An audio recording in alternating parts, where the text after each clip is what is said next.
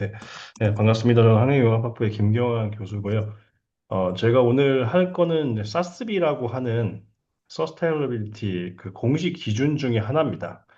이거 관련해서 연구 용역을 진행을 했어가지고 이거 좀 내용 뭐 공유차 이런 것들이 있었구나라고 좀 이해를 돕기 위해서 이 부분에 대한 발표를 좀 진행하도록 하겠습니다.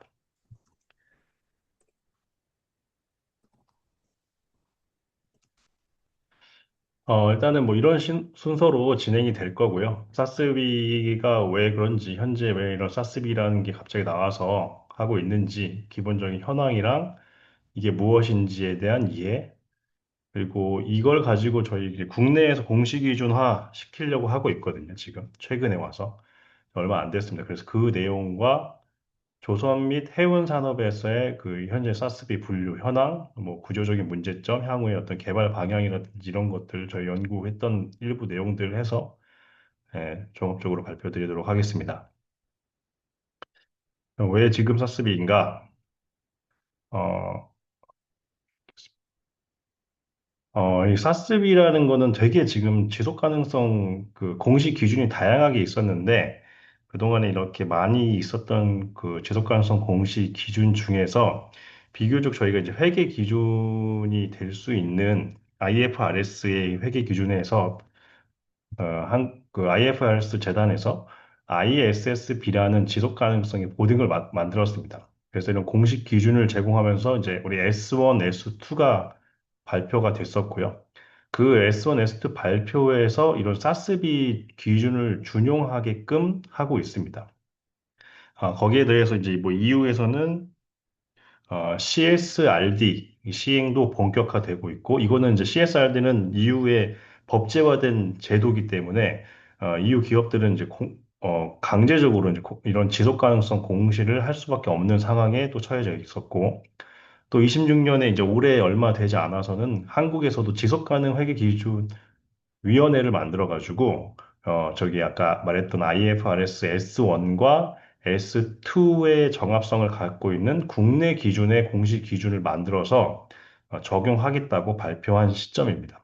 그래서 향후에 2028년부터는 코스피 상장사 중에서 연결자산 30조 원 이상이 의무적으로 해당하는 지속 가능성 공시를 해야 되는 상황에 있습니다. 그래서 조선업 같은 경우에는 일부 해당하는 기업들도 있고 그렇지 않은 기업들도 있는데 향후 28년 정도 되면은 꽤 많이 해당할 수 있는 부분들이 있지 않을까라고 생각하고 있습니다. 그래서 이런 글로벌 공시 의무화가 거스를 수 없는 흐름이 되었기 때문에 이런 부분을 좀 우리가 확인하면 좋을 것 같다라고 보시면 되겠습니다. 그래서 실제로 어느 정도 확인되고 있느냐 봤을 때, 미국이나 아메리카 지역에서는 크게는 이제 이런 TCFD, GRI, 사스비 이런 세 가지 공시 기준을 다채롭게 활용하고 있습니다. 그래서 미국 같은 경우는 이 사스비를 많이 활용해서 2025년 기준으로 해서는 공시에서 사스비 활용하는 퍼센티지가 왼쪽에 그래프 있는 것처럼 한 41% 정도고 미국이 상대적으로 좀 높은 편이고 유럽 지역에서는 이 사스비 활용도가 조금 낮습니다. 아무래도 이제 이건 GRI를 좀 우선적으로 하는 경향이 있고요. 아니면 또는 TCFD에 관련돼서 기존에 했던 방식대로 하고 있긴 한데, 나중에 말씀드리겠지만 사스비 갖고 있는 좀 특성이 있거든요. 그런 것들 때문에 향후에 미국 주도해서는 이 사스비가 좀 더 강하게 어필되지 않을까라고 생각을 하고 있습니다. 아시아 지역에서도 마찬가지로 TCFD와 GRI가 좀 많긴 하지만 사스비도 점점 증가하고 있고요. 특히나 이 사스비는 그 투자자 중심의 어떤 개념 체계이기 때문에 미국이 이렇게 강하게 하고 있다는 것은 향후에 기업이 자금 했을 때 이것에 대한 강조가 좀 더 강화될 여지가 있다라고 볼 수가 있습니다. 국내 같은 경우에는 현재 한 2022년 기준으로 해서 104개사가 지속 가능성 공시를 하고 있는 기업 중에 한 79% 정도가 이 사스비를 활용해서 자신들의 기업의 지속 경영 보고서에다가 담아서 그 공시 기준을 공시를 하고 있습니다. 그래서 아시아 기준으로 봤을 때 이 사스비 활용도가 어느 정도인지를 보면 우리나라는 꽤 높은 편에 속해서 사스비를 거의 한 77% 정도를 공시 기준에 담아서 사용하고 있습니다. 제일 높은 곳은 타이완이고요. 타이완은 거의 98에서 99%까지 공시에 담고 있는데 그 이유는 이 친구들은 벌써 공시 기준을 강제화시켜서 뭐 벌가금을 매긴다든지 하고 있습니다. 아무래도 이제 반도체 위주의 기업 구조를 가지고 있다 보니까 미국의 이런 투자를 받아야 되는데 제가 이걸 확인하면서 느끼는 거지만 이제 그 반도체 산업이 생각보다 부정적인 외부 효과, 그러니까 환경적인 위험을 미치는 영향 범위가 넓기 때문에 미국의 투자자들 입장에서는 이런 부분들을 고려하지 않을 수 없었고 그러다 보니까 이제 대만에서는 이런 걸 좀 강제화시켜서 지금 활용하고 있다라고 보시면 될 것 같고 우리나라도 이와 유사하게 상당히 많은 제조업 관련한 내용들이 이런 재무적 좀 위험성을 갖고 있는 경향이 강하기 때문에 이런 부분들이 이제 적용될 여지가 크다라고 볼 수가 있습니다. 대부분의 그래서 ESG 보고서 발간 기업들 같은 경우에는 이제 이 사스비뿐만 아니라 GRI나 TCFD 같은 다른 지속 가능성 기준도 병행해서 활용하고 있는 상황이고, 코스닥 상장사도 최근에는 ESG 보고서 발간도 어, 급격하게 놀고 있고, 또 한국 거래소에서도 ESG 포털 같은 걸 운영해서 조회라든지 비교가 가능하게 운영을 하고 있습니다. 그래서 실제적으로 향후에는 이런 해운 조선 산업에 이제 실무적인 영향을 미칠 것으로 예상이 되는데요. 왜냐하면 이제 화주의 스코프 3 공급망 배출량 관리 요구, 특히 아까 EU 같은 경우 CSRD라는 법제를 기반으로 해서 이런 요구가 강해지면 이제 해운 산업에서는 이런 것들을 지키지 않을 수가 없게 되면서 특정 산업군에서는 특정 산업군에 맞춘 이런 공시 기준을 강하게 어필해야 되는 상황이라고 볼 수가 있습니다. 그 외에 투자자나 금융기관에서도 그런 외부 효과를 어떻게 관리하고 측정하고 있는지의 여부에 따라 가지고 자금 조달 규모나 아니면 조달 금리를 변화시키고 있는 상황이고 무엇보다 조선과 해운은 연관되어 있는데 특히나 그중에 이제 해운 산업이 탈탄소 규제에 직접적 영향을 받고 있고 그게 매우 빠르고 강력하게 광범위하게 진행이 되고 있는 상황이라서 이런 것들을 무시할 수가 없는 상황이다. 결국에는 규제를 지키기 위해서도 이런 걸 해야 되는 상황이기 때문에 조금 더 적극적으로 공시를 어, 보여줄 필요가 있는 상황에도 처해져 있습니다. 그 외 용선사라든지 거래 상대방이 또 이런 ESG 또 실사에 관련되어 있는 것들도 강화되고 있습니다. 그래서 이제 좀 선택이라기보다는 이제 좀 먼저 대응을 해야 되는 그런 시기라고 볼 수가 있습니다.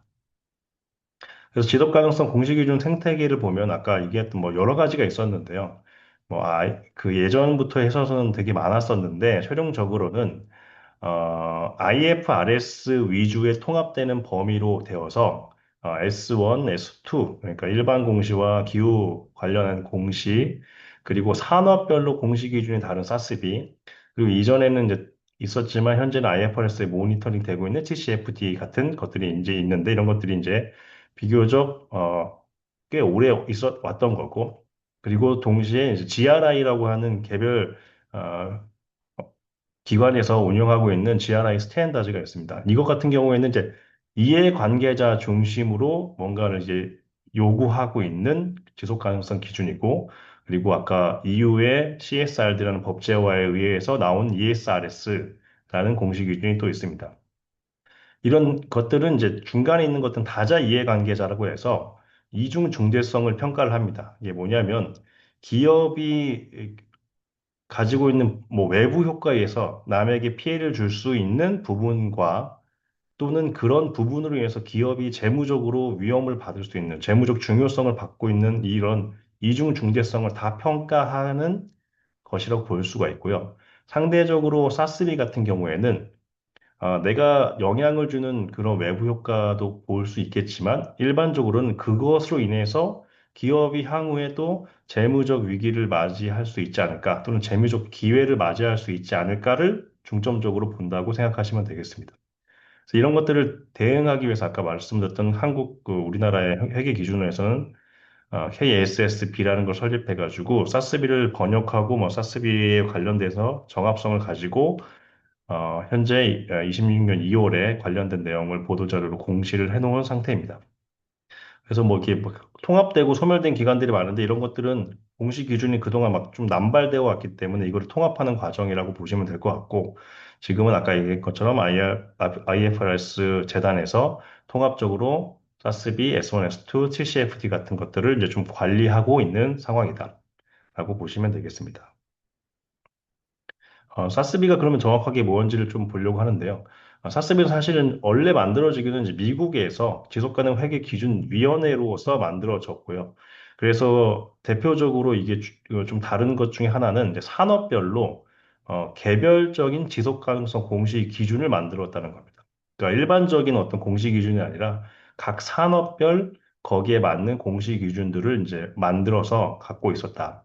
그러다가 나중에 이제 VRF나 IIRC와 통합을 하고 나중에는 이제 IFRS 재단에 편입됨으로써 이제 그 종전의 그런 내용들은 사라졌지만 IFRS에서 지속가능성 공시 기준을 할 때 산업별 공시 기준의 원천을 아직도 사스비로 운용을 하고 있기 때문에 현재도 사스비가 남아 있는 거라고 보시면 될 것 같고 현재도 계속 이제 존재한다. 이런 이 사스비 공시 기준은 존재하고 있는 상황이라고 보실 수가 있습니다.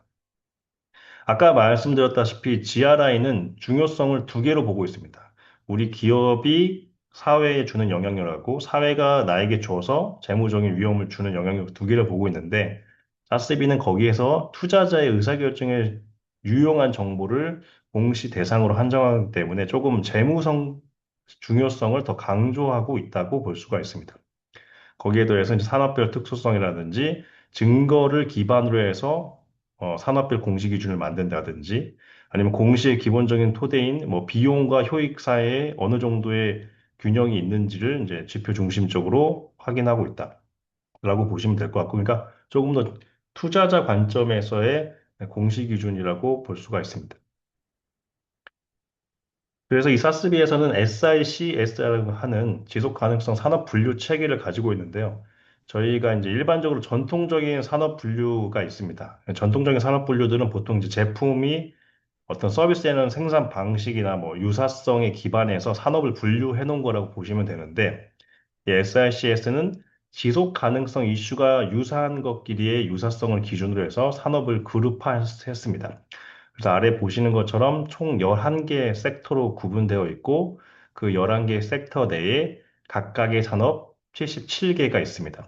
그리고 각 77개의 산업은 26가지의 일반적인 이슈 카테고리로 분류해서 어떤 산업은 뭐 5개의 카테고리에 해당하는 것들을 관리하라고 하고 어떤 산업은 뭐 6개에 해당하는 카테고리를 하는 걸로 되어 있는 것처럼 이게 격자 형태의 매트릭스로 만들어 놓았습니다. 그래서 지금 조선과 해운 같은 경우에는 각각 어디에 속해 있냐면 해운 같은 경우에는 트랜스포테이션 운송 영역에 속해 있고요. 그리고 조선 같은 경우에는 리소스 트랜스포테이션이나 자원 개발에 관련되어 있는 자원 변환에 관련되어 있는 부분에 속해 있습니다.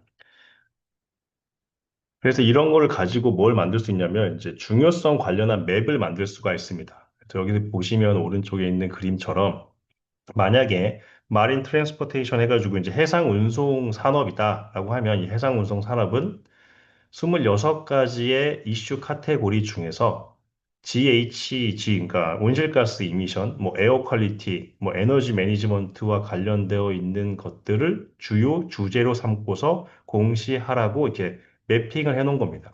이걸 통해서 이제 동종업계라든지 유사 산업군과의 비교가 가능할 수 있게 만들어 놨고, 실제로 사스비 홈페이지에 가보시면 이런 것과 관련한 맵을 매핑을 해서 다른 산업과 내가 선택한 산업과의 이슈 카테고리가 어떻게 다른지를 비교할 수 있게끔 만들어 놨습니다. 그래서 보통 평균적으로 해당하는 산업 하나에 한 6개 정도의 공시 주제, 그리고 이 공시 주제별로 어떤 거를 실제로 공시해야 되는지에 대한 주요 지표가 있습니다. 그런 건 보통 한 13개 정도 지표를 평균적으로 이렇게 하고 있는데, 특정한 어떤 산업들은 더 많은 공시 주제와 공시 지표를 가지고 있다고 보실 수 있습니다. 이 제너럴 이슈 카테고리 26개는 또 다시 한 5개 정도로 분류가 되는데요. 첫 번째가 환경, 두 번째가 사회적 자본, 세 번째가 인적 자본, 네 번째가 비즈니스 모델, 다섯 번째가 리더십 또는 거버넌스에 관련되어 있는 부분입니다. 그래서 그 아래 하입단으로 이런 식으로 분류가 돼서 이런 내용들이 각각의 산업별로 어떤 것들은 적용될 수도 있고 어떤 것들은 적용되지 않을 수도 있고 한 상황입니다. 그래서 해운과 조선은 어떤 것들이 적용되는지는 뒤에서 다시 한번 설명드리도록 하겠습니다. 그래서 각각의 어떤 산업의 사스비 기준서를 딱 보면 어떻게 되어 있냐면 기본적으로 해당 산업의 어떤 산업 특성이 나와 있고요.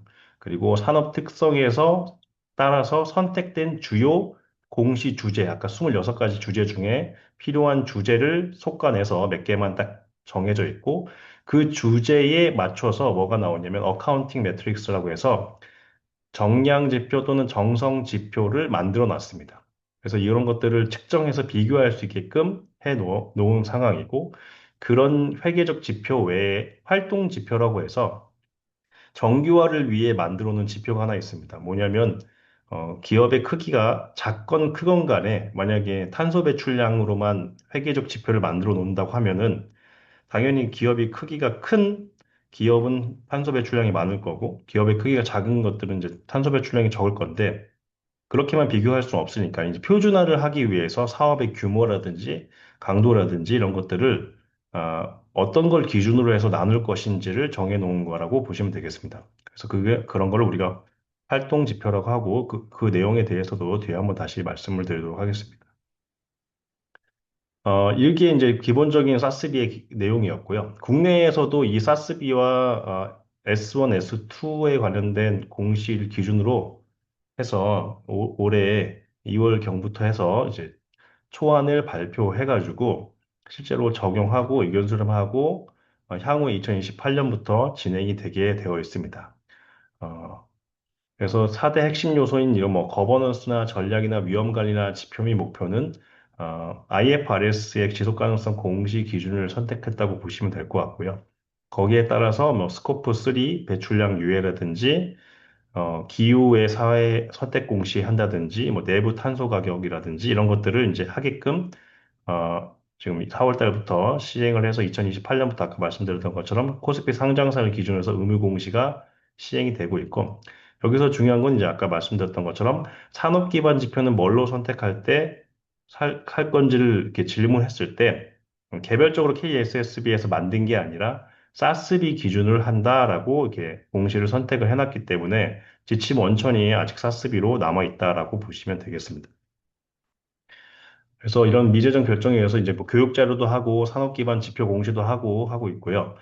그래서 저희가 이제 연구 용역 이런 거 한 이유가 이 조선 산업이 뒤에서 보면 조금 약간 미정합되는 부분들이 좀 있어서 그런 부분들의 개선을 위해 가지고 사전적으로 검토하는 그런 내용이었고 그럼 향후에 이게 사스비가 개정이 된다고 하면 조선 사업이나 해당하는 산업이 그걸 따르기 때문에 상당히 이제 중요한 부분이 될 수 있다라고 보시면 되겠습니다.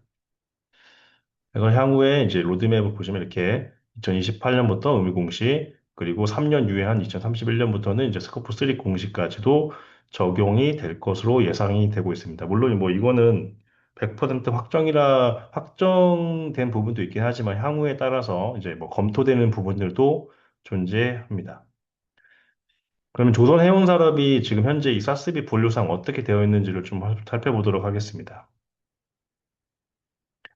아, 일단은 먼저 기본적인 어떤 가치 사슬의 관점에서 조선업과 해운업의 조금 차이에 대해서 한번 살펴볼 건데요. 저희가 이제 조선업에서 중요하게 여겨지는 부분들을 이제 속아냈을 때 대표적인 것들은 이제 조선업 같은 경우에는 선주 발주 기반의 맞춤형 프로젝트 산업이라는 겁니다. 그러니까 일반적인 제조업하고는 조금 차이가 있는 어, 발주 중심의 산업이고 먼저 일부 선수금을 취득한 후에 비용 절감을 통해서 이익을 개선시킬 수 있는 형태의 산업이라는 거고요. 그리고 인도나 수주 기간이 좀 길고 경기 순환에 강하다. 그리고 노동 집약적이고 또 자본 집약적인 형태이다. 인건비에서 한 12가 13% 정도가 인건비로서 지출되고 있고요. 소주 시점에 가격이 고정되어 있고 향후에 아까 말씀드렸던 원가 관리가 수익성을 결정하고 일부 시장 구조의 독점적인 과정을 가지고 있고 환경적 영향으로 보면 건조 단계에서의 온실가스 배출은 상당히 적고 생각보다 선박의 어떤 라이프 사이클 기준으로 했을 때 약 1% 미만 정도가 조선소에서 온실가스가 배출되고 나머지 95%가 운항 단계 그리고 3에서 4%가 제철소에서 만들어지는 기본 제조 단계에서 만들어지고 있다고 볼 수 있는 산업이라고 볼 수 있습니다. 반면에 이제 해운업은 이제 운송 서비스 제공 산업이고 비교적 좀 단기 사이클이고 마찬가지로 조선업과 같이 자선 집약적이고 약간의 운항 인력이 들어가 있고 또 시장 구조는 이제 전기선 같은 경우에는 뭐 빅3 컨테이너가 있고요.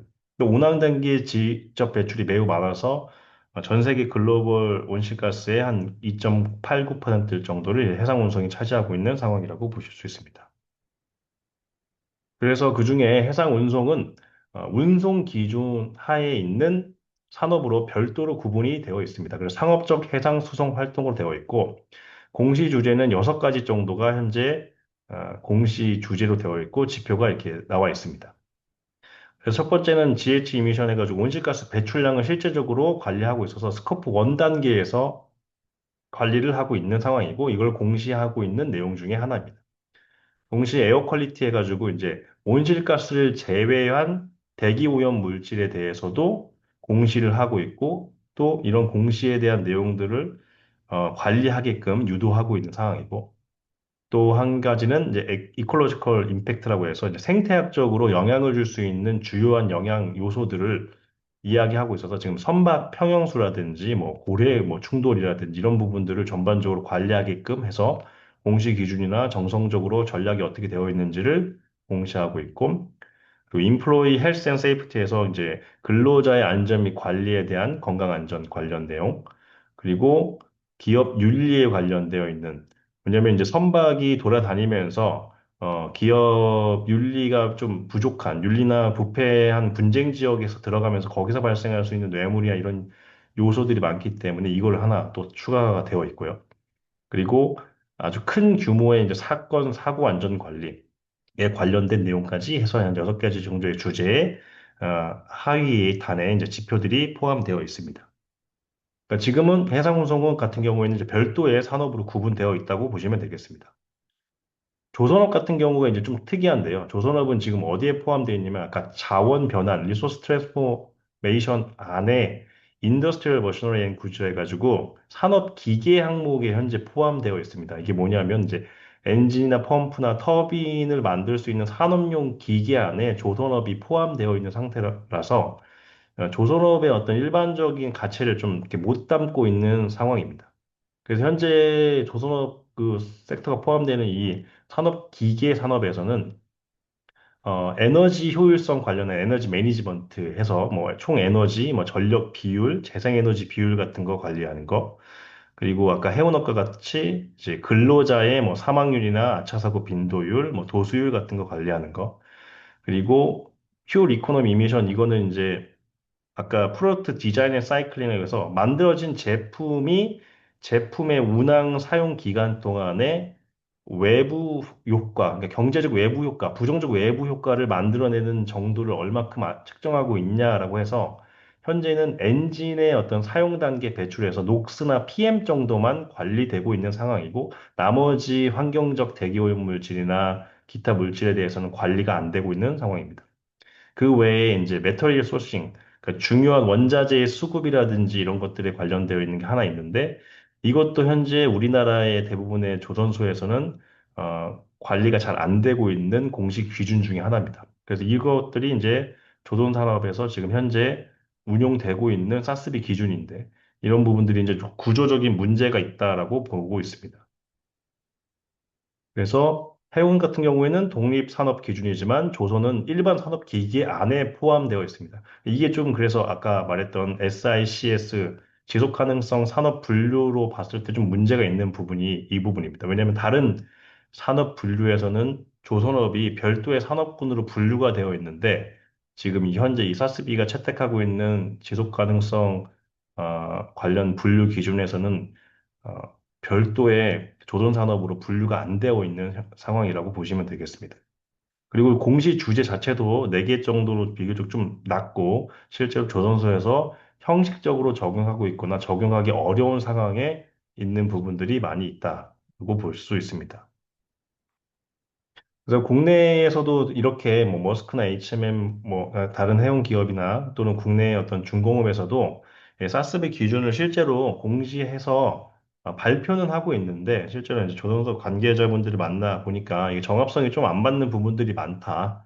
있다라는 거를 이제 조금 알 수 있었고, 특히나 이런 정합성이 안 맞는 부분들이 향후에 어떻게 될 수 있냐면, 저희가 이제 향후에 이제 스태워드십 코드를 발휘해가지고 연기금 등이 투자를 할 때, 상호 비교를 하게 되는데 맞지 않는 부분을 인해 가지고 이제 성과를 낮게 볼 수 있다라고 하는 게 좀 그런 부분들을 이제 우려하는 부분들이 계시더라고요. 그래서 이거를 좀 정합성 있는 형태로 만들어야 우리가 이제 제대로 된 평가를 받을 수 있다라고 하는 분들도 계셨고, 또 반대로 생각하면은 별도의 또 산업 기준을 안에서 강화된 기준이 되면 또 이것도 우리에게 어떤 공시 부담으로 작용할 거라고 예상하시는 분들도 계셨고, 이제 그거는 이제 중공업의 현 상황에 따라서 조금씩 다르긴 했는데 그런 부분들이 좀 있었다라고 보시면 되겠습니다. 그러면 조선업의 구조적 문제점을 다시 한번 좀 확인해 보겠습니다.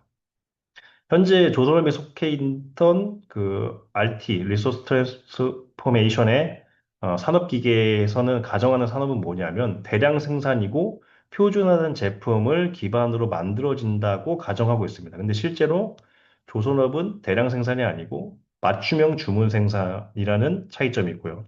그리고 단기 생산인데 반해서 조선업은 장기 생산이고, 재고 기반인데 반해서 조선업은 돈을 받고 만들어지는 수주분을 건조하는 시장이고, 범용적인 사용 환경에 비해서 조선업은 단일 글로벌 시장이고, 운항 책임 단계에서의 분리구조 같은 것들이 좀 다른 부분들이 있습니다. 거기에 더해서 아까 얘기했던 표준화를 위한 활동 지표도 조금 조선업에 부적합한 부분이 있습니다. 왜냐하면 현재 조선업의 활동 지표가 뭘로 되어 있냐면 그냥 단순 제조 건수로 되어 있거든요. 그냥 제조한 건수가 많으면 이제 이 지표를 이제 표준화를 해가지고 작게 만들 수가 있는데 이 말은 무슨 말이냐면 이제 어선 100척 만든 거나 컨테이너 10척 만든 거나 했을 때 똑같이 100척, 10척으로만 그냥 본다는 겁니다. 그 어떤 난이도라든지 뭐 금액이라든지 수주의 어떤 어려운 정도라든지 이런 것들이 이제 반영이 안 되어 있는 형태의 활동 지표를 현재 운영하고 있습니다.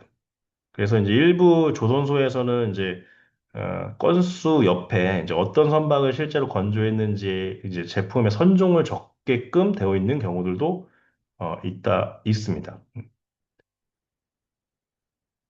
그래서 중요성을 봤을 때 이런 부분들이 향후에 문제가 될 소지가 있다고 본 게 이제 장기 프로젝트라서 이제 경기 순환 리스크가 많다. 그리고 아까 얘기했던 노동 집약적 산업인데 특히나 우리나라 같은 경우는 지금 현재 그 뭐 노란봉투법 같은 어, 그 노동 관련한 법들이 개정이 되면서 문제가 되고 있는데 현재 조선업의 사망 만인율, 그러니까 만 명당 사람이 죽는 뭐 그 정도 수준의 어떤 통계 지표에서 제조업 기반에서는 최고 수준의 좀 이렇게 위험 요소가 많은 제조업이고 또 그리고 협력업체가 생산 인력의 한 63%가 됩니다. 그래서 이것이 이제 아까 얘기했던 뭐 노란봉투법이나 이런 것들과 직접적으로 연결되어 있는 거거든요. 왜냐하면 그 전까지는 어떤 협력업체와의 사용자와 협력업체 간에 이제 그 개별적으로 이제 협상을 하는 테이블에 앉을 수가 없었는데 이제는 거의 직접 고용을 받는다고 가정하는 경우에는 협력업체가 이제 사용자하고 직접 계약을 해야 되는 상황입니다. 그래서 이런 것들이 이제 향후에 재무적 부담으로 발전할 수 있겠구나라고 판단하는 부분 중에 하나였고, 또 제품 생애 주기의 어떤 환경적 외부 효과를 고려하는 게 좀 부족하다. 아까는 뭐 단순 엔진의 어떤 녹스 정도만 현재 관리하고 있는데, 온실가스라든지 또는 이제 2025년부터 홍콩 협약이라고 해가지고 이제 선박에 유해 물질에 관련되어 있는 목록을 작성하는 것을 의무화시키고 있습니다. 이런 것들도 이제 관리를 해야 될 필요가 있다라고 보고 있고요. 또 규제나 지정학적 리스크가 많기 때문에 이런 것들도 이제 우리가 향후에는 필요할 거라고 생각을 하고 있습니다.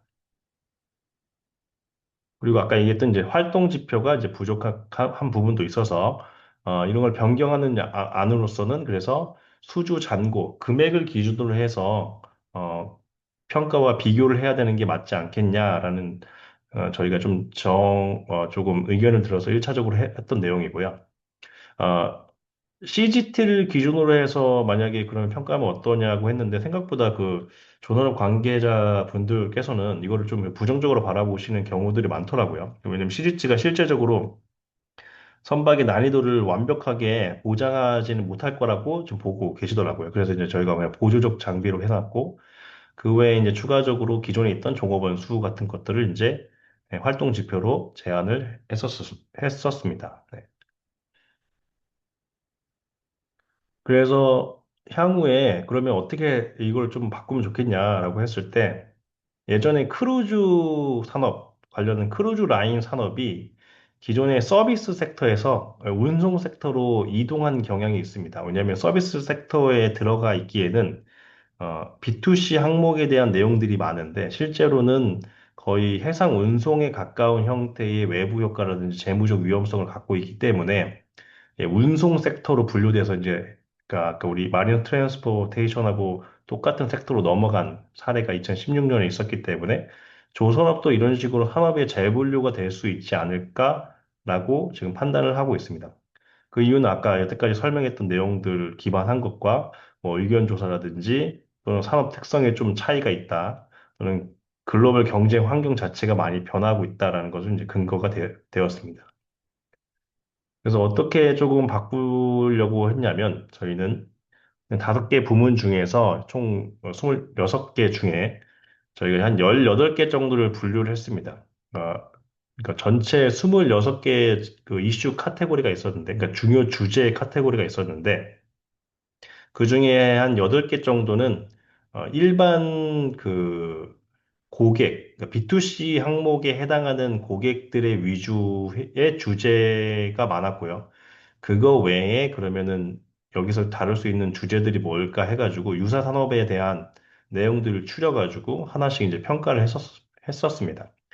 그래서 저희가 이제 좀 대표적으로 뽑았던 것들은 뭐냐면 기존에 있던 에너지 매니지먼트 해가지고 이제 얼마만큼 에너지를 효율적으로 관리할 거냐. 왜냐면 아까 얘기한 것처럼 이제 돈을 먼저 받고 향후에 이제 비용을 절감하면서 하기 때문에 재무적 연결성 상에서 에너지 효율성을 관리하는 게 되게 중요한 건 맞는 것 같다 해가지고 에너지 매니지먼트 주제 항목 하나가 들어가 있었고 상대적으로 GH 미션 같은 경우에 이제 저희가 이제 빠졌는데 그 이유는 아까 얘기한 것처럼 이제 선박을 건조하는 과정 자체에서는 그 선박의 생애 주기에서는 1% 정도밖에 이제 온실가스가 배출되지 않기 때문에 이 부분은 이제 저희가 제외를 했고요.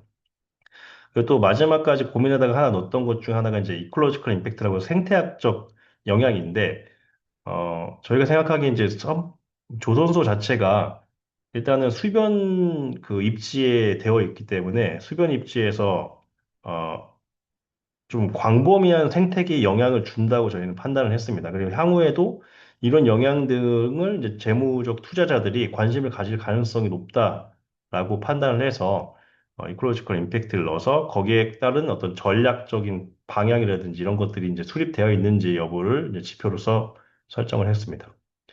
또 그 외에는 아까 얘기했던 노동집약적 산업이라는 걸 위주로 해서 노동 협약에 관련된 노동의 어떤 관행에 관련된 레이버 프랙티스 그러니까 얼마만큼 이제 노동 관계가 좋은지에 대한 정도를 의미하는 거라고 보시면 될 것 같고 그리고 근로자의 안전과 뭐 건강 관련한 내용 그리고 마지막으로 만들어진 제품이 갖고 있는 외부 효과를 얼마만큼 관리할 수 있는지를 평가하는 프로덕트 디자인 라이프 사이클을 최종적으로 이야기했습니다. 저희가 이제 마지막까지 또 고민했던 것 중에 하나가 이제 서플라이 체인이라든지 매터리얼 소싱 같은 것들도 좀 고민했었거든요.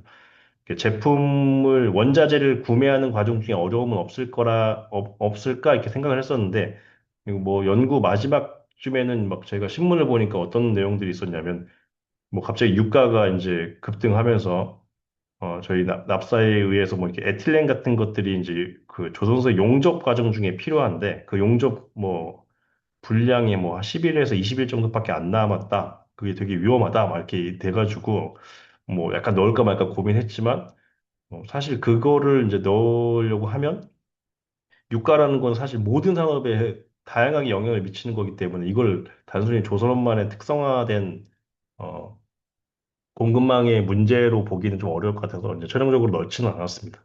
그래서 이런 것들을 이제 주되게 넣었습니다. 그 외에도 뭐 꽤 많은 내용들이 있었는데, 뭐 참고적으로 추가적으로 얘기해드리자면, 이 사스비 공시 기준은 만약에 예를 들어서 어떤 산업이 내가 해당하는 공시 기준이 2개가 있으면 2개 다 공시를 하면 됩니다. 근데 현재 이 사스비 산업 중에 어떤 산업이 있냐면 방산 관련한 산업도 있거든요. 그래서 지금 현재 그 조선소 같은 경우에는 방산 제품들도 많이 생산을 하고 있습니다.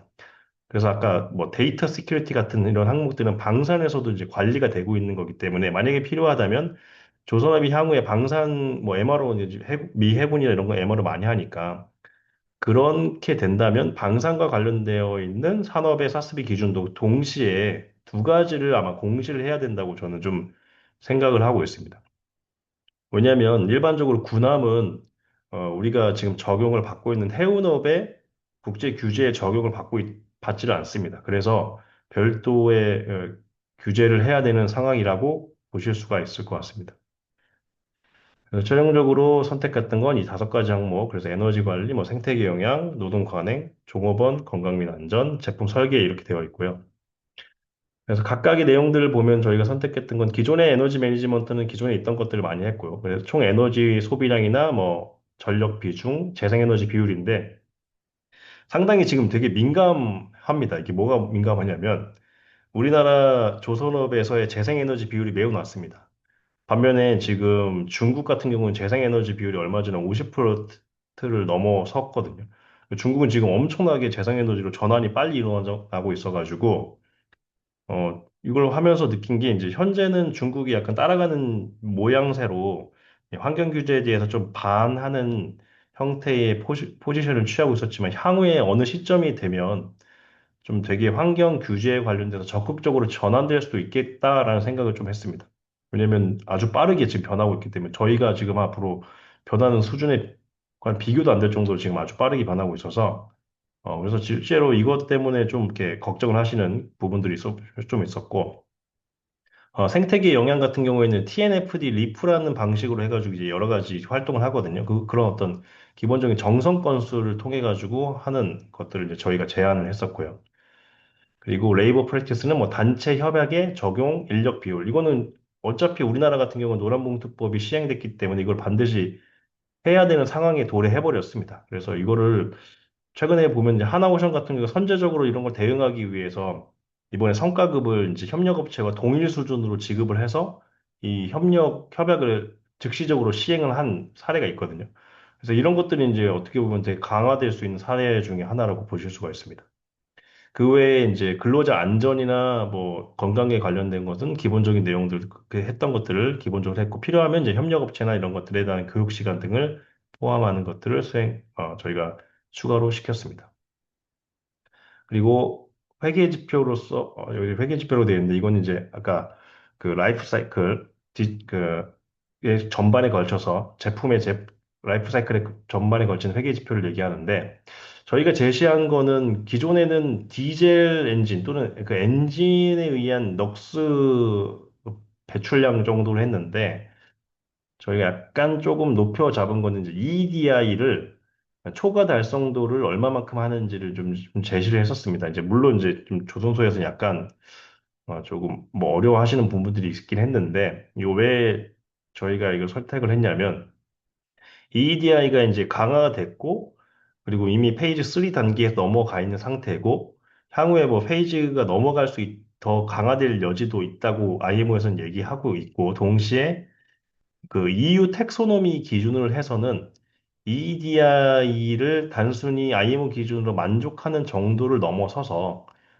EEDI 기준, IMO의 기준보다 초과 달성을 하는 것을 친환경 제품의 기준으로 보겠다라고 지금 이야기를 해놓은 상황이거든요. 그러니까 이게 이제 지속 가능성 요즘에 공시나 이런 기준에서 좀 트렌드가 되는 것 중에 하나가 뭐냐면 지속 가능성을 단순히 그냥 지키는 수준에서 벗어나서 거기서 한 단계 더 나아가서 그것을 뛰어넘는 수준을 요구하는 경우들이 있습니다. 그래서 이걸 EDI를 좀 초과 달성에 대한 것을 이제 좀 넣어놓으면 우리나라 조선업의 어떤 기술 역량을 조금 입증할 수 있는 부분이 좀 되지 않을까. 또 그리고 EDI 같은 경우 저희가 EU MRV나 EU ETS 같은 거 공시하면서 자동적으로 공시되고 있고 거증되고 있고 뭐 제3자가 또 입증할 수 있는 항목 중에 하나라서 이런 지표를 넣어놓은 상황입니다. 그래서 향후에는 어떻게 될지는 좀 더 의견이 있어야 되긴 하겠지만, 그래서 이런 것들을 놓음으로 해서 이제 향후에 이제 선박의 친환경성을 만들어내는 조선소란 이미지가 생겨나면, 어, 제 생각에는 재무적 위기 외에도 이제 재무적 기회로서도 작용할 여지가 있다라고 볼 수가 있을 것 같습니다. 그래서 종합적으로 이렇게 5가지 주제에 관련된 회계 지표를 이런 식으로 저희가 이제 정리해가지고 제시를 했습니다.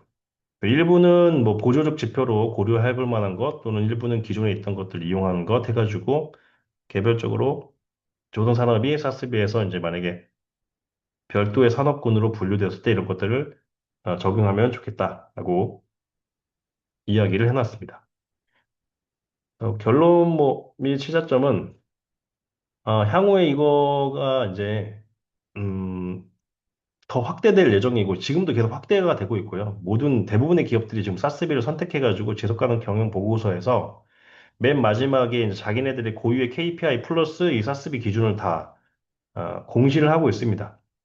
물론 이제 중국 같은 경우에는 이제 국영 조선소가 많아서 이걸 굳이 공시는 하지 않고 있고요. 중국 일부 조선소가 그러니까 민간 조선소 일부가 아, 별도의 뭐 싱가포르나 다른 해외에 상장이 되어 있는 경우에 기업들은 일부만 이게 현재 공시를 하고 있는 상황이라고 보시면 될 것 같고 우리나라 같은 경우에는 매우 적극적으로 공시를 하고 있는 상황입니다. 그래서 이거를 조금 잘 활용하면 차후에 이런 투자라든지 이런 것들을 평가할 때 훨씬 더 이렇게 유리한 점들이 있기 때문에 개별적인 독자 분류가 필요하다는 게 이제 입장이고요.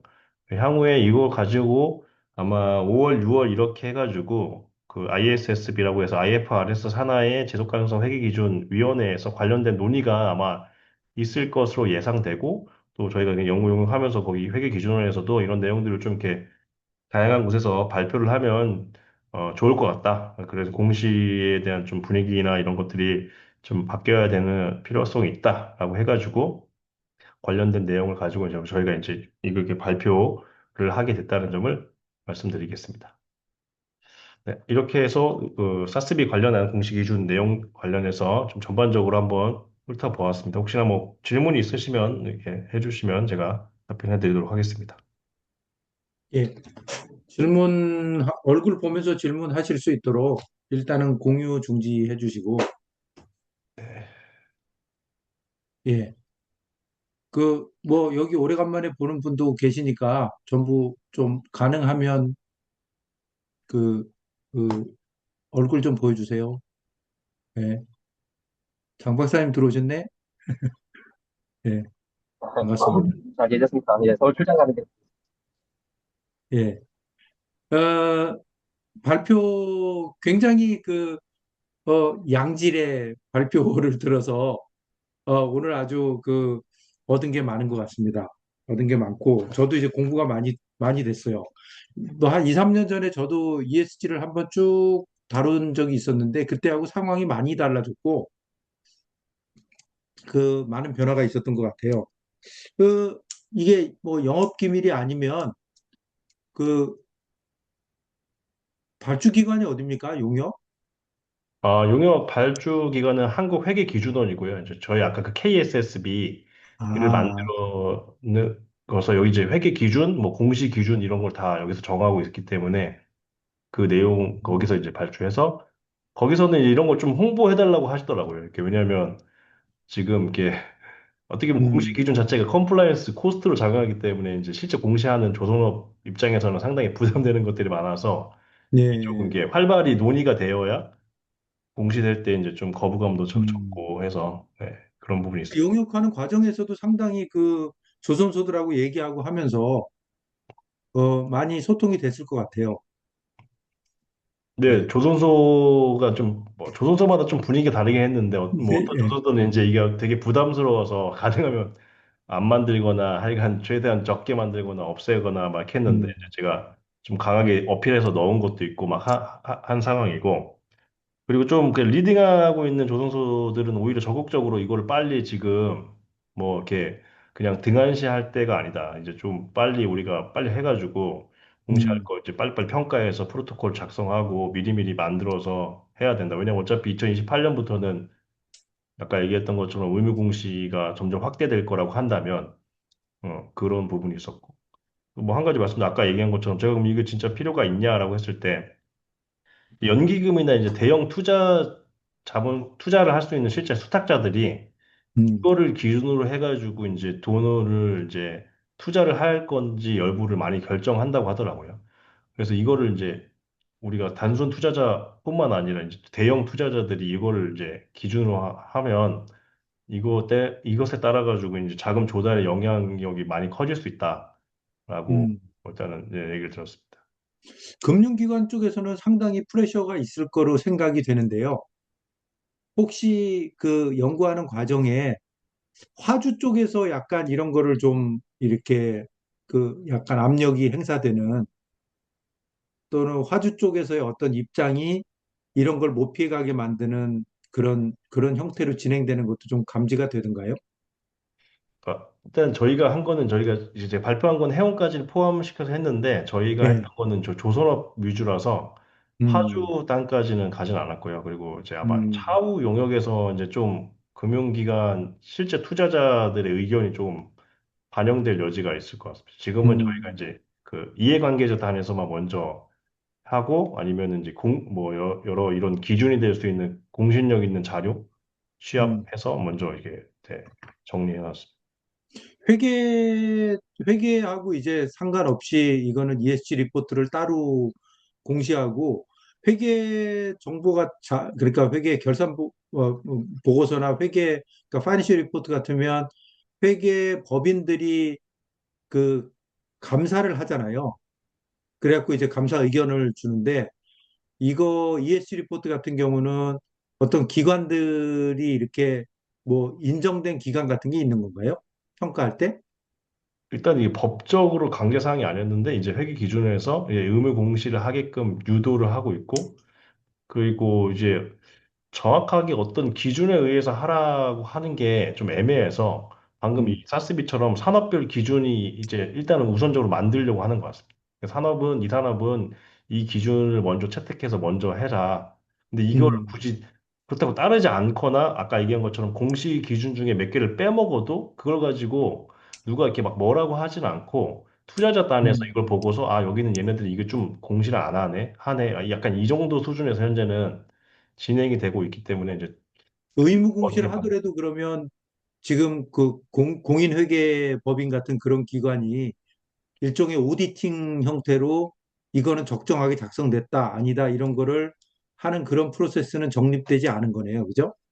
네, 지금 현재는 그것까지는 되어 있지 않는 것 같습니다. 왜냐하면 그 아까 그 회계 지표가 상당히 기술적 지표가 있거든요. 아까 음, EEDI가 제가 뭐 제시했지만 해운 기업은 이미 음, EEDI를 그 회계 그 지표로 쓰고 있습니다. 근데 그런 예, 내용을 이제 개별 회계사들이 이게 EEDI가 뭔지 뭐 이게 뭐 어떤 음, 의미를 갖는지를 평가하기는 조금 애매한 상황이라서 음. 일단 아마 어떻게 될지 모르겠지만 하여간 회계 기준에서 학원이 있긴 한데 아마 그 자기들이 그걸 나중에 오디팅 할지 여부는 제가 조금 아마 지켜봐야 될 것 같습니다. 신 회계사님 혹시 회계법인 쪽에서는 이런 거에 대한 대응 같은 거를 고려하고 계신가요? 음, 지금 우리 법인의 예를 들어서 회계사 수가 한 500명이 되는데 예. 그 중에서 이 부분을 공부하고 하는 사람은 한 3명? 아, 예. 그렇기 때문에 예, 이거는 조금 더 주석 공시라든가 이런 부분에 대해서 예, 법제화가 되고 또 감독원 쪽에서 모범 뭐 규준이 나오고 모델이 예, 나오고 그래서 강제성을 떼어야지 이게 일어나는 일이지 예. 회계사들이 이걸 빨리 수용해서 뭘 한다 이런 것들은 이제 요구는 합니다. 과거 같으면 민간 평가 기관 이런 데들이 조금 이렇게 그 나름대로 이름을 걸고 저희 이름을 다 기억하는 건 아니지만 ESG 평가를 하는 평가 기관들이 있었잖아요. 지금 이제 그런 데들이 어떤 이런 기준에 맞춰 가지고 평가하는 그런 역할을 하게 될지 그런 거에 대해서 조금 그거는 이제 회계 같으면 딱 그 공인회계사라는 그런 어떤 그 제도가 있고 회계법인이라는 게 있고 그 회계 보고서의 감사라는 게 딱 있는데 이거는 전에 보니까 민간 기관들이 이렇게 그 어떻게 보면 약간 레퓨테이션 같은 형태로 이렇게 주도하는 평가기관들이 평가하고 인증하는 그런 형태가 되더라고요. 이 기준이 만들어지면 이제 그런 기관들이 평가할 때 약간 공정성이 확보되는 그런 효과는 있겠지만 이것도 결국은 어떤 인증기관 같은 것들이 있어야 되는 거 아닌가 이런 생각이 들기는 해서. 그러니까 일단은 공시의 영역이고 또 예, 한편으로는 이제 반대쪽으로 보면 인증의 영역인데 예, 인증이라는 게 항상 거기에는 또 인증을 해주는 거기에 대한 그 예, 질적인 이제 수준이 확보가 돼야 되고 그렇다 예, 보면 거기에 대해서 어떤 규제도 있어야 되거든요. 그러니까 그거는 이제 법제화가 먼저 이루어져야지 따라오는 일이지 그거를 음, 임의적으로 누군가가 뭐 나서갖고 한다 그래가지고 막 만들어질 건 아닌 것 같아요. 음. 지금 모르겠어요. 이게 이제 이거 어떻게 연결되는지 모르겠는데 예를 들면 뭐 서스틴 베스트라든지 또는 뭐 모건 스탠리 뭐 S&P 같은 데서 이렇게 이거 뭐 평가기관 같은 형태로 이렇게 몇 년 전만 해도 그런 이름들이 왔다 갔다 했었거든요. 근데 이제 그런 것들이 아직도 이런 이제 약간 어떻게 보면 평가의 기준 같은 것들을 정립해 나가는 단계잖아요. 그게 이제 병행해서 이렇게 진행되는 거로 봐야 될지 그거에 대해서는 조금 음, 저도 이제 뭐 숙제를 하나 안게 된 모양이 됐는데 조금 들여다볼 게 이게 생겼구나 이런 생각이 오늘 발표를 통해 가지고 약간 그런 생각이 들었어요. 다른 분들 혹시 질문하실 거나 서로 의견 조금 아시는 부분에 대해서 내용 공유할 거나 이럴 게 있으면 조금 얘기해 주시죠.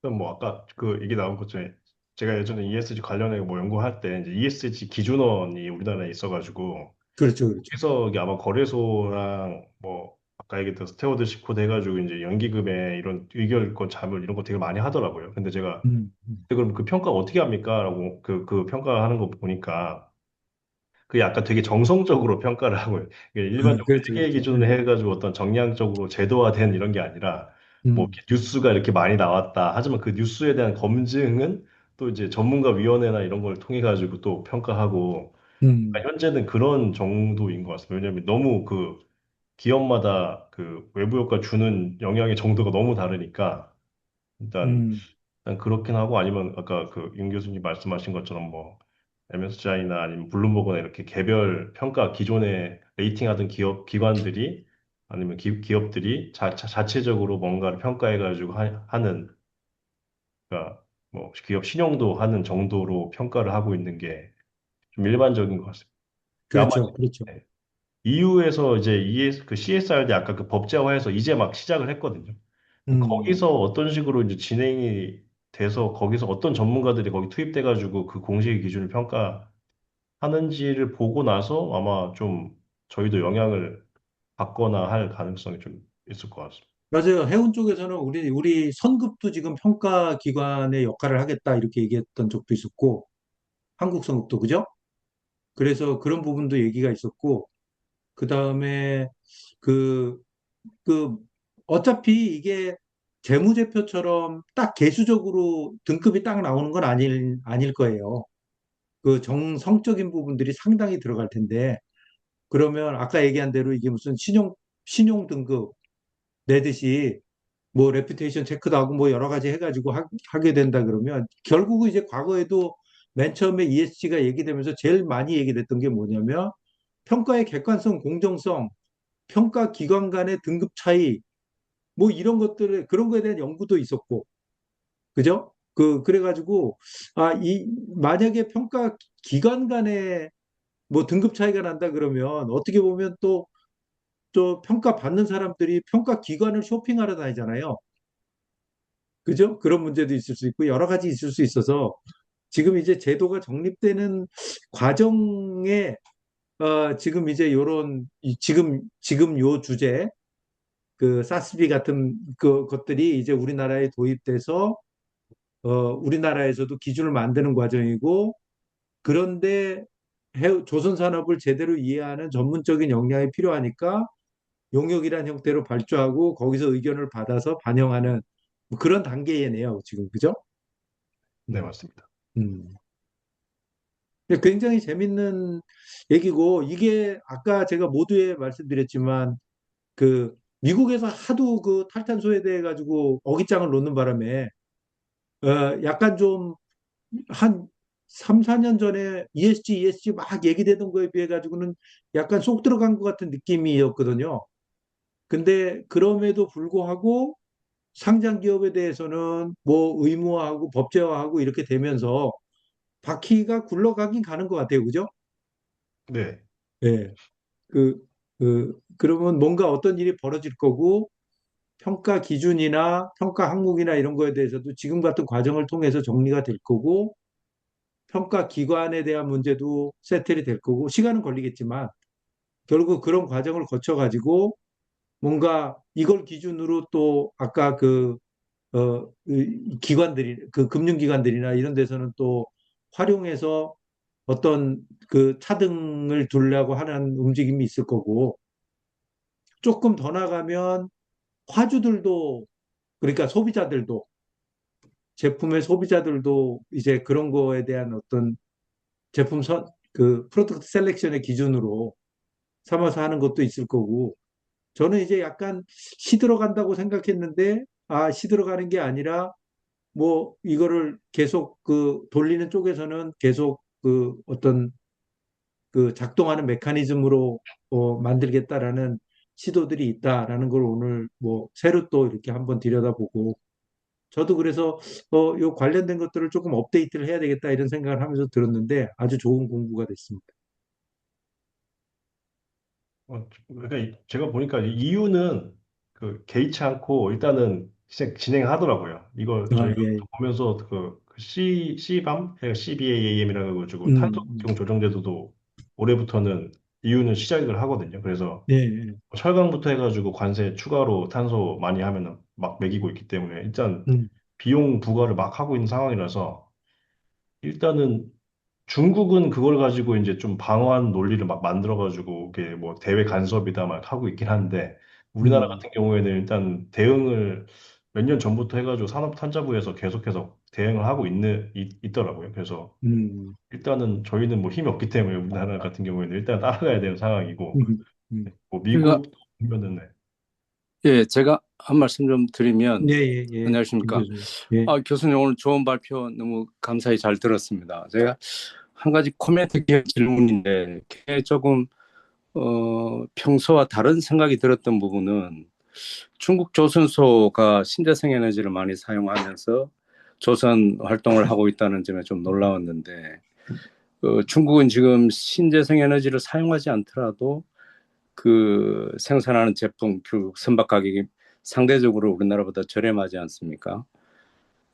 지금 우리 소비자단에서 최종 소비 단계에서 탈탄소 제품의 소비를 끌이는 이유가 가격 때문에 소비자들 손이 선뜻 나가지 않는 단계인데 만약에 신재생 에너지를 사용하더라도 실제로 그 생산 제품이 가격 수준을 유지할 수 있다면 그건 좀 무섭다고 생각이 듭니다.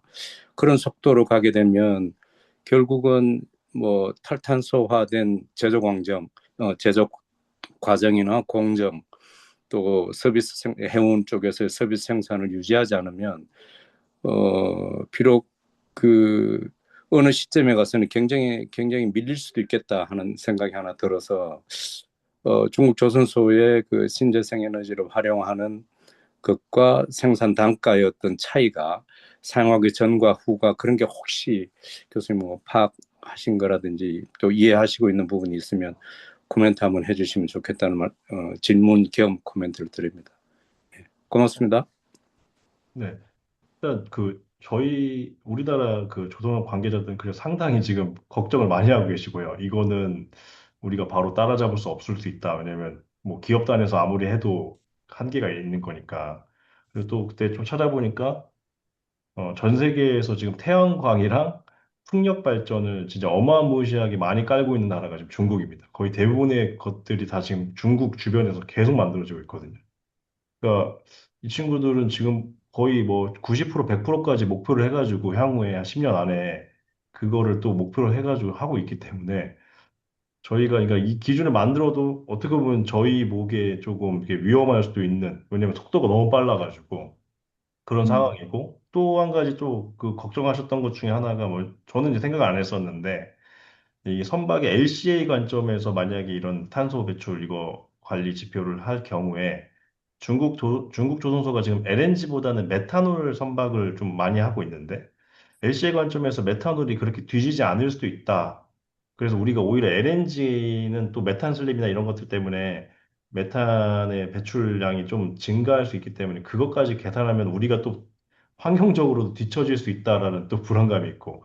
그러니까 이게 스코프 3든 2든 좀 약간 되게 애매한 좀 끼인 모양새가 돼버렸습니다. 조선업에서 환경 규제. 그러니까 우리는 일반적으로 뭐 환경 규제 우리 LNG 많이 하니까 되게 우리나라 조선업 최고에 하고 있지만 공식 기준으로 봤을 때는 지금 상당히 생각보다 이거 위험할 수도 있다라고 하는 부분들이 좀 존재를 했고 실제 조선업 관계자분들도 아 이거는 약간 좀 그런데라고 하시는 것들도 있습니다. 아직 이제 저희가 프로토콜 단계까지는 가진 않았는데 생각보다 저희 눈에 보이지 않게 지금 그냥 위기의식을 좀 많이 느끼고 있는 부분이 있습니다. 예, 음, 뭐 국내 해운사의 경우에는 뭐 탈탄소 그 에너지를 사용하는 선박을 투자하자고 하면 대체로 선가가 너무 비싸져서 시장에 경쟁력이 없다 뭐 이렇게 얘기를 하는데 만약에 중국 그 조선소에서 생산 과정에 선박 건조 과정의 에너지도 뭐 탈탄소 에너지로 간다고 하면은 저탄소겠죠. 실제 만들어지는 선박도 재생에너지가 뭐 아무래도 우리나라보다는 상대적으로 만드는 재생에너지가 더 가격이 저렴해질 수 있기 때문에 그런 에너지를 본격적으로 사용하는 선박들이 이 낮은 단가의 뭐 건조 단가를 활용해서 건조된 다음에 시장에 이렇게 직접 우리 선박과 경쟁을 한다면 그것은 상당히 좀 부담이 되지 않을까. 실제로 우리 해운사들도 그런 부담을 좀 가지고 있지 않을까 하는 그냥 제 짐작을 해봅니다만은 상대적으로 속도가 앞서 있는 우리 이제 HMM의 경우에도 아무래도 그런 부담이 좀 있을 것 같은데 혹시 그런 부분에 대해서는 좀 교수님께서는 아는 우리 토론방에 계신 분 중에서도 또 누가 코멘트해 주시면 어떨까 싶습니다. 고맙습니다. 근데 그게 만약에 아까 김교환 교수도 말씀하셨지만 선박 건조 중에는 에너지 소모가 많지 않거든요. 그게 원가 차이를 가져올 정도로 에너지 소모가 그래서 에너지 비용이 선박 건조 단가에 미치는 영향 이러면 거의 네글리저블 할 것 같은데 그렇지 않습니까? 예, 제가 예, 이해하기로는 그런데 예. 이제 그래서 조선 단계에서의 선가 경쟁력에 에너지 단가의 경쟁력이 크리티컬하다라고 보는 거는 조금은 한번 계산을 해봐야 되는 문제 아닐까 이런 생각이 듭니다. 예. 왜냐하면 운영 단계에서는 에너지가 또 상당히 많이 쓰이지만 그 건조 단계에서는 전체 조선 원가 중에 에너지 비용이 이렇게 경쟁력을 좌지우지할 정도로 크지 않는 거 아닌가 이런 생각이 드네요. 저도 이제 네, 네. 계산을 안 해본 상태에서 상식적으로 그냥 판단해서 하는 얘기긴 한데 예, 그렇습니다. 예, 시간이 꽤 늦었는데요. 지금 벌써 9시 10분입니다. 근데 그 시간이 늦었는데도 불구하고 지금 오늘 35분 정도 참여하셔가지고 굉장히 집중해서 들으시고 또 이렇게 얘기도 또 같이 나눌 수 있어서 굉장히 좋고요. 그 다음에 오늘 굉장히 또 많이 배웠습니다. 많이 배우고 새로운 추세 또 새로운 측면에서 이 ESG라고 하는 게 이제 어떻게 진행되고 우리 해운 조선업계가 또 어떻게 팔로우 해야 되는가를 지금 이제 기준을 만들어 내는 거와 관련된 용역을 하면서 그 부분 정리된 거를 말씀해 주셨는데 굉장히 좋은 인사이트였어요. 그래서 오늘 다시 한번 좋은 발표해 주신 김경환 교수님께 감사드리고 그 다음에 이렇게 또 늦은 시간임에도 불구하고 끝까지 자리 지켜서 또 많은 거 얻어가신 분들에게도 감사드립니다. 그 다른 질문이나 코멘트 없으시면 오늘 그 해양금융 전문가 포럼은 여기서 마치도록 하겠습니다. 모두 수고 많으셨습니다. 감사합니다. 예, 감사합니다. 수고하셨습니다. 수고하셨습니다. 감사합니다. 수고하셨습니다. 고맙습니다. 고맙습니다. 고맙습니다. 수고하셨습니다.